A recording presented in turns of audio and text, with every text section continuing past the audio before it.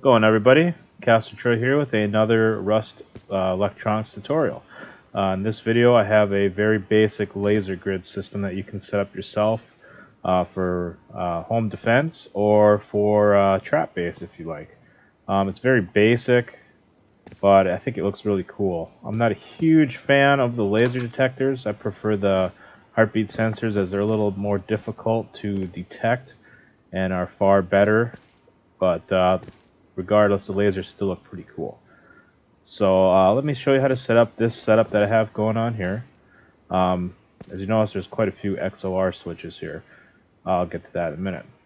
But first off, as always, your main power source. In this video, I'm using a small generator. You're running the small generator to a switch, so you can turn this on and off. From your switch, you're going to want to set up 4 electrical branches and run them right up the wall next to all 4 of these laser detectors. You're going to take all of them and line them all up, power in to the power out of the next one, run them all together, and leave the last power out blank for now. Come back to your first one, get your laser grid set up. What I did here, I tried to set it in about quarters, so a quarter of the way there, halfway, 3/4, whatever you want to do. Whatever you feel like would work for you, and what do you think looks cool. You won't be able to place them on your ceiling or floor, unfortunately. They're very limited, and they don't have a very big range, so this would probably be a 2x2 would be max. The smaller the better for these things, unfortunately.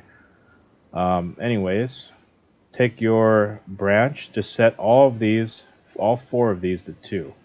You don't need any more than that. Run that to the power in of your laser detector, and do that for the corresponding ones above it. Just run them all to the power in. So once you got that all set up, you're going to need to come over here and put down 4 XOR switches. Now the reason I'm doing 4 is because I'm giving each laser detector its own. Because if you were to cross the path of the laser and you have, let's say, these 2 hooked up to one, how these work is if both these green lights are lit, the power will not pass through. So that's why I'm giving them each one of their own, and then continuing it down the chain here. So take your power out from your laser detector and run it into one of the inputs on each one of these XOR switches. Now these XOR switches, you're going to want to change them up a little bit. So this is my top one here. I'm running this to my bottom one. And then I'm doing the same thing with this bottom laser and running it here. That way if someone were to cross, they aren't going to be able to cross the top and the bottom at the same time, and it won't shut the power off. So no matter what happens, the power will pass through into here. The same thing with this. Run this to the input there and this to that input. Again, this one might actually do that, but at least you have the bottom one and that one to make up the difference. Not too sure if there's kind of a delay when that happens. It might be able to at least creep through for a second, but having this one and that one at least will continue the power through and make the circuit complete. So next step will be to take the 2 power outs and run them into the input of this final one. Now you've broken them all down into one.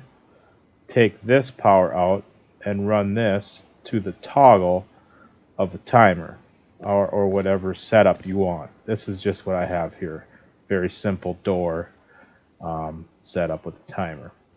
Now you want to go back up here to that power out you left out, run that back to the input of this timer. I'm going to turn the power on here so you can see. Set this to whatever you like. I have it set to 10 in this video. And this output from this timer is running to this door controller in here. Right there. And remember, when you're going to do a door controller, always unlock the door first, or it won't set up the door. And that's basically it. I'll demonstrate it here, show you how it works. So you heard the timer click on. It'll be open for 10 seconds. See if you can see kind of how the green light turning on there. Power is passing through. Looks like they're all going through, even this one. So that's good. And that's basically it. Very, very simple, cool looking thing. Probably not going to be the most effective trap because it's kind of obvious, but regardless, it's kind of a neat little setup and can help you out maybe in your base. Hope this helps out. Thanks for watching, and I'll see you in the next video.